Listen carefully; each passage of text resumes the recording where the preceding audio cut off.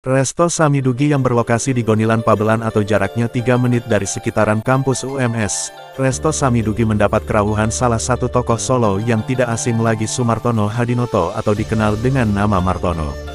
Selain sebagai pengusaha, pebisnis, Sumartono juga aktif di berbagai giat kemanusiaan, seperti giatnya di jajaran petinggi PMI Surakarta. Sumartono, sebagai tokoh yang mendapatkan penghargaan di awal tahun 2018, penghargaannya berupa Global Business dan Peace Award and Symposium 2018 dari PBB, Persatuan Bangsa-Bangsa, berhasil didapatkan. Penghargaan itu karena dinilai reputasinya dalam dunia kemanusiaan, kepedulian, dan kebangsaan. Ia juga dikenal sebagai tokoh keturunan Tionghoa di Solo sekaligus petinggi di Perkumpulan Masyarakat Surakarta yang merupakan organisasi keturunan Tionghoa yang paling tertua di Surakarta. Ini di Resto Samidugi ya Pak ya? Iya. Ini gimana Pak menu di sini dan rasanya? Ya, jadi pertama suasananya sangat luar biasa karena di tengah sawah. Sekarang lagi tren kalau kita makan di alam ini kan dengan suasana berbeda pasti makannya lebih nikmat.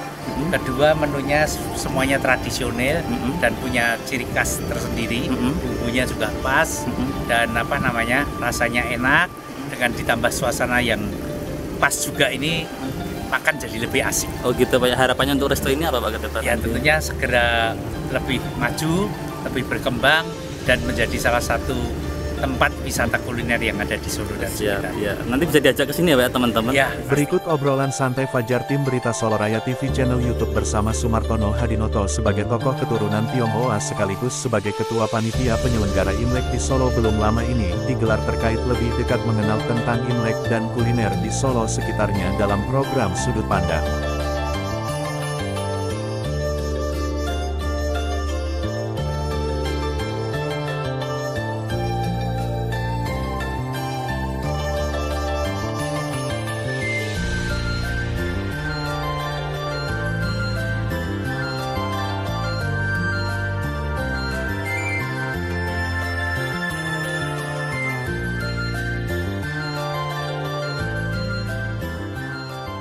Ya, selamat siang teman-teman pemirsa Berita Solo Raya TV channel YouTube. Berulang sekali pada siang hari ini saya di Resto Samidugi, tepatnya di Gonilan, Kartosuro, Sukoharjo. Ini dekat kurang lebih 3 menit dari UMS.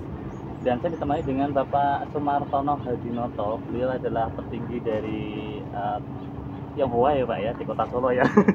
Dan sekaligus tokoh di kota Surakarta. Kita akan ngobrol terkait keberagaman budaya Nusantara bersama beliau.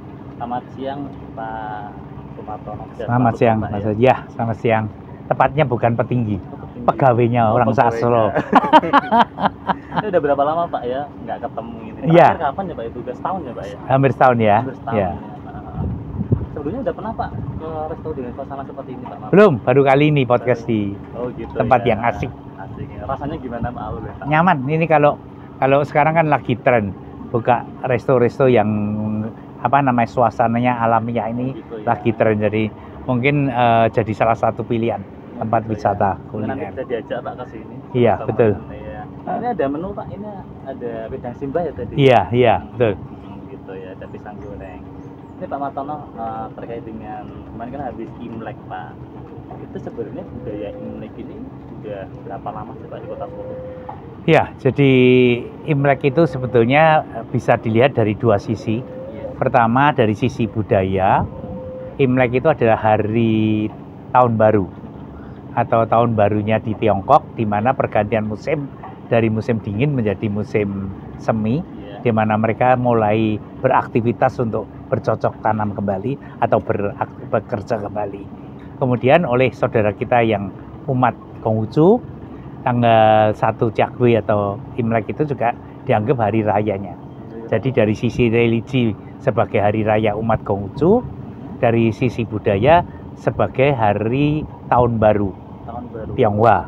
Nah, di Solo kami betul-betul merasakan sebagai warga Indonesia yang seutuhnya, yang punya hak dan kewajiban yang sama, yaitu diawali sejak reformasi oleh Gus Dur, kemudian diumumkan oleh Ibu Megawati waktu itu di PRC, saya kebetulan hadir, bahwa Hari Raya Imlek adalah Hari Raya Nasional.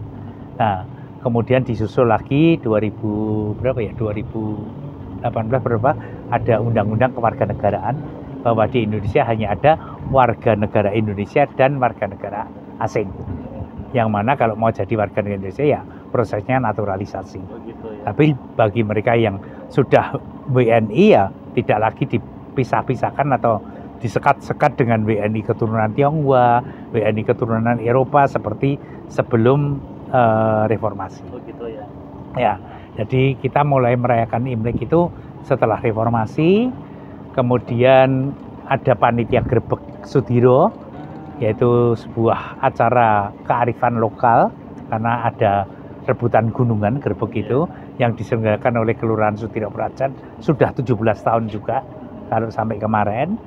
Tentunya karena kedua panitia ini bisa berkolaborasi dengan maksimal, punya latar belakang yang sama, akhirnya kami selalu berkolaborasi, di mana Grebek sendiri adalah kearifan lokal dengan adanya gunungan, tapi isinya kue keranjang, cakwe, bolang-baling, kue moho, bahkan sayuran dan buah-buahan karena berkaitan dengan adanya kelenteng Tiankoksi, kelenteng tertua di Solo, dan adanya pasar gede yang mana dalam sejarahnya pedagangnya hingga saat ini adalah multikultural.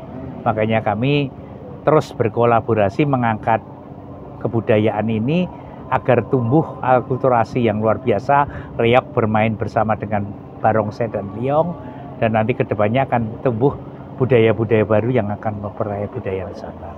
Budaya Imlek ini tidak hanya masyarakat Tionghoa ya Pak, tapi semua elemen masyarakat juga ikut Ya, merasakan. jadi kami panitia bersama Imlek pun mengajak siapapun, tidak harus Tionghoa, dan apapun institusinya, baik pendidikan maupun yang lain, semua kita ajak bersama-sama untuk merayakan menciptakan panitia bersama Imlek ini yang punya 3 misi besar. Apa itu? Misi pertama adalah kita membranding Kota Solo sebagai kota wisata Imlek, salah satu wisata Imlek yang ada di Indonesia. Dan ini sudah tercapai kalau kita searching di Google. Kemudian yang kedua, membranding kebinekaan di Kota Solo. Ini pun juga kita sudah tercapai karena Solo sudah masuk dalam angket 10 besar kota toleransi. Yang penting bukan di level berapa, tapi masyarakat Solo merasakan 3 tahun ini perubahan besar di Solo.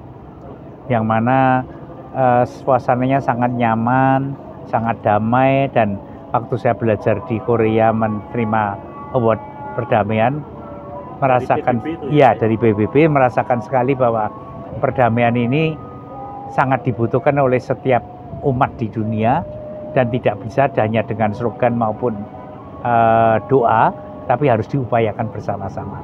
Nah, salah satunya panitia bersama Imlek ini mengupayakan perdamaian, dan hasilnya juga sekarang kita rasakan bersama.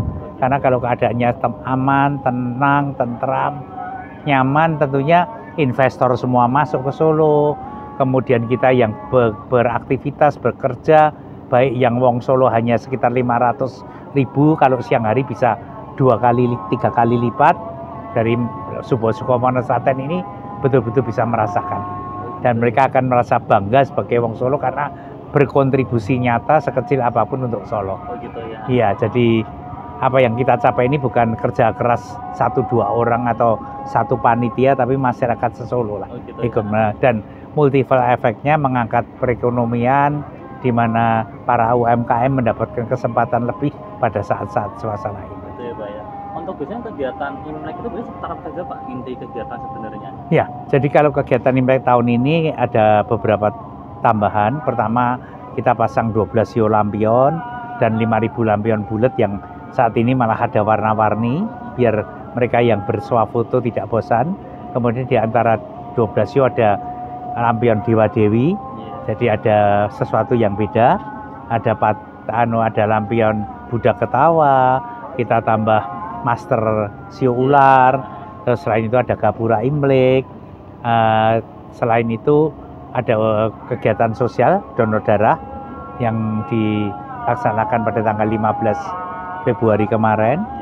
Setelah itu kita lanjut dengan panitia Grebek yang berkolaborasi, di mana panitia Grebek menyelenggarakan umbul mantram, doa-doa, festival parade seni budaya kemarin hari Minggu 26. Kemudian malam tahun baru Imlek 28 kami bersama-sama menyalakan kembang api di jam 00.29 Januari kemarin. Dan nanti kita Minggu tanggal 2 Januari akan ada Imlek Fun Run. Imlek Fun Run. Ya. Apa itu Pak Harto? Jadi lari dalam suasana Imlek untuk happy-happy hanya 5 km. Tidak ada medali, tidak ada juara. Ada hadiah ya Pak Harto? Ya, kita undang 30 komunitas lari di Solo untuk bisa ikut serta. Kemudian yang terakhir nanti paginya ada kirab liong barongsai, biasanya untuk tolak bala pada Cap Gomek. Cap Gomek itu tanggal 15 tahun bulan baru, yaitu biasanya kita semua bisa menikmati lontong Cap Gomek yang tidak di semua kota ada lontong. Apa itu Pak? Lontong ya, itu akulturasi makanan juga di mana lontong lokal lontong Solo dengan sedikit tambahan perbedaan cara masak dan tampilannya menjadi lontong Cap Gomek. Gitu ya. Kemudian malamnya kita puncak acara adalah perayaan Cap Gomek di Balai Kota. Oh gitu ya Pak ya, ini luar biasa. Tapi yang saya lihat untuk perayaan Imlek tahun ini cukup meriah ya Pak ya kemarin. Iya, kalau kita lihat memang lebih meriah karena memang waktu itu kita sempat berhenti pada waktu COVID. Tapi terus COVID terakhir Mas Wali kepingin sudah mulai dilaksanakan dengan tidak terlalu banyak ya masang lampion juga dan tidak ada acara, jadi ya tidak begitu meriah sekali. Tapi ini sekarang kelihatan kalau sangat-sangat meriah tahun ini. Ya. Memang kota Solo selama ini untuk keberagaman sangat kuat sekali ya Pak ya. Begini, jadi menurut ahli sejarah dan ahli budaya, di Solo ini sebenarnya tidak pernah terjadi konflik antar etnis atau rasialis. Ya. Jadi yang ada konflik selama saya lahir 70 tahun yang lalu dan tidak pernah pindah dari Solo sudah mengalami 3 kali konflik. Bahkan sering disampaikan nanti secara periodik ada konflik itu adalah konflik yang diciptakan oleh sekelompok orang yang punya kepentingan tertentu. Jadi makanya saya selalu sampaikan kepada Wong Solo, baik yang asli lahir di Solo maupun yang bekerja penghidupannya di Solo, kita harus berkontribusi nyata sekecil apapun untuk Solo. Sehingga Solo menjadi kota yang membanggakan dan kita jadi bangga sebagai Wong Solo. Begitu. Apa spirit Imlek di tahun ini Mas terkait dengan keberagaman? Iya, jadi kami selalu memang menyangkut soal toleransi dan keberagaman dan kebinekaan. Tahun ini pun kami tetap punya misi visi bahwa Imlek ini menumbuh kembangkan kebinekaan yang ada di Solo khususnya karena Imleknya di Solo. Dan tahun ini kami juga menambah kegiatan lomba menulis berita, lomba video YouTube, lomba fotografi, dan lomba reel. Begitu Ya, dan semuanya punya tema yang sama, yaitu antara kebinekaan dan Imlek di Solo. Ini kita bisa ikutan ya Pak ya? Iya, silakan dengan senang hati. Ya. Terus sebenarnya Pak, mungkin apa sebenarnya yang bisa diambil hikmah dari nilai-nilai Imlek tahun ini Pak? Ya, kami terus terang merasa bersyukur karena dengan kerja bareng bersama-sama ini kami bisa sesuai dengan misi visi Imlek, yaitu menumbuh kembangkan kebinekaan, mengangkat para UMKM, kemudian juga membranding Kota Solo sebagai kota wisata Imlek ini sudah cukup berhasil. Tinggal kita terus menjaga, meningkatkan agar semakin banyak wisatawan ke Solo karena dari data pariwisata, Dinas Pariwisata, Imlek di Solo ini juga sudah tidak hanya Imlek, akhir tahun Nataru kemarin sudah mulai menyedot wisatawan lebih banyak daripada Jogja. Gitu ya. Ya. Ada mungkin Pak filosofi yang mengatakan Imlek itu filosofi yang kuno dari Tionghoa ya Pak? Apa Pak mungkin? Mungkin dari falsafah dari apa? Sio ular tadi. Artinya jadi gini, sio ini kan lambang kelahiran seseorang yang mempunyai sifat-sifat dasar apa. Kalau di Jawa kita bisa lihat wuku, kalau di Eropa bintang, rahasia. Makanya kita sio ini ada 12 dan setiap binatang di sio itu ya melambangkan kebaikan dan kelebihan dan juga kekurangannya tentunya. Jadi kalau sio ular, banyak orang bilang bagaimana uletnya dan cerdiknya ular itu menjadi semangat kita di tahun ular kayu tahun ini. Kelemahannya juga ular ini kan kadang-kadang banyak yang tidak baik, juga beracun kan, berbisa maksudnya. Nah tentunya yang jelek-jelek ya kita harus sadar untuk bisa dihindari. Iya. Tapi kita ambil baiknya untuk segera membawa tahun depan ini atau tahun Imlek ini mulai tahun tanggal 29 kemarin semuanya menjadi lebih baik, lebih terberkah. Sebenarnya budaya Tionghoa sama budaya nilai-nilai Jawa ini sebenarnya hampir sama. Ya, Pak, ya? budaya Timur ini semuanya kelihatannya tidak hanya budaya Timur ya. Iya. Budaya ini hampir semuanya mirip, hanya tergantung situasi musimnya, negaranya, kemudian juga kalau negara 4 musim dengan 2 musim pasti semuanya berbeda. Harapan Pak Martono dengan adanya toleransi yang begitu kuat, keberagaman kota Solo dan pembangunan yang cukup signifikan berdampak dalam sektor ekonomi, Pak Martono.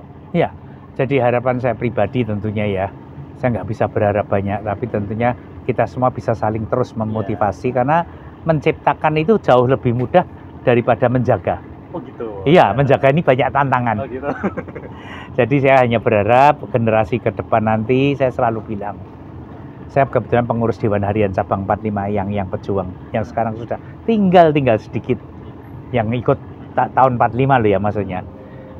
Kita bisa ngobrol sekarang santai, bisa ngicipi wedang simbah, pisang goreng ini, mendoan, kopi. Ini kan karena kita merdeka. Iya. Dan merdeka itu bukan hadiah loh. Kan ada negara yang merdekanya dihadiahi. Kita ini diperjuangkan dengan darah dan nyawa. Berdarah-darah bener. Nah kalau kita sebagai generasi penerus bangsa, terusnya anak muda yang mungkin masih kuliah, masih harus banyak beraktivitas untuk kehidupan, oke lah, belum berkontribusi sekecil apapun nggak masalah, tapi ikut menjaga, jangan merusak kebinekaan. Kita lihat sejarah kita sejak Sumpah Palapa dan merdekanya dari Sabang sampai Merauke, berbagai suku, agama, dan golongan, ini perlu kita jaga bersama. Ini tidak mudah. Dan kalau belum berkontribusi ya dijaga. Nanti kalau sudah bisa berkontribusi, marilah kita semua berkontribusi sekecil apapun untuk Indonesia tercinta, sehingga Indonesia jadi negara yang membanggakan, dan kita apapun sukunya, mungkin campuran seperti saya ini ampiang, gula Jawa, kacang Cina, tidak tahu berapa persen, yang 100% Indonesia berkontribusi kecil apapun untuk Indonesia dan bangga jadi warga negara Indonesia. Jadi pesan Pak Martono bahwa menciptakan itu lebih mudah daripada menjaga. Iya. Berarti kita harus konsisten, Pak. Iya, menjaga ini harus saling memotivasi, saling mengingatkan bagaimana apa yang telah dicapai pendahulu kita, nenek moyang kita, pendiri-pendiri bangsa, founding father kita, semuanya untuk menjaga Indonesia ke depan tetap bineka. Gitu ya. Iya. Ini apa yang sudah dilakukan dari Mas Gibran, dari Pak Rudi, dan ini Pak Teguh ya Pak ya? Iya. Bahwa ini adalah pengabdian dari beliau-beliau semua, dan mungkin harapan Pak Martono untuk terpilihnya Mas Pak Respatian dan Mbak Astrid untuk menjadi wali kota dan wakil wali kota Solo. Harapannya ke depan apa Pak untuk Ya. kepemimpinan beliau? Tentunya setiap pemimpin punya kelebihan dan kekurangan, nggak ada yang sempurna lah kecuali Allah. Iya Saya tahu. juga nggak ada. Iya. Ya kalau kita kemarin semua sudah ikut memilih siapapun pilihan kita, dan siapapun yang menang ini kan yang sudah diizinkan Allah untuk memimpin kota Solo. Iya. Mari kita dukung bersama. Kalau memang ada yang kurang ya kita ingatkan bersama. Kalau ada yang bagus kita support semaksimal mungkin agar anak cucu kita nanti yang menikmati lebih banyak daripada kita semua. Begitu ya Pak ya. Siap. Terima kasih Pak Martono. Sami-sami. Sedikit wawancara kita pada sore hari ini ya Pak ya, menjelang senja. Iya. Resto Sami Duki. Kapan-kapan bisa kesini lagi Pak? Boleh, Menikmati ajak teman-teman saya nanti tak Iya. tulan ke Jadi sini. rasanya ini gimana Pak? Oke, rasanya sangat-sangat tradisional sekali. Pisangnya juga oke. Gitu ya. Ya, jadi memang kalau sekarang banyak orang kan inginnya back to nature. Iya. Jadi suasananya alam begini, makanannya makanan tradisional. Ini pas sekali rasanya. Gitu ya. Bisa dicicip Pak minumannya Pak? Ya, oke. Sami Duki. Ya, Sami Duki, Ya, ini wedang kopinya, simbah. Pak.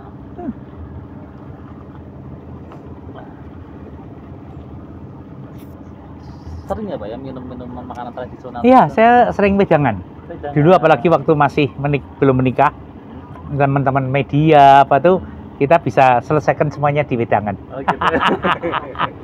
Ini sambil nunggu ini Pak menu. Menu-menu Ini ada tradisional ya. menunya yang khas tuh kan sebenarnya ada 30 menu lebih Pak. Iya, Tapi tadi situ saya lihat ada di.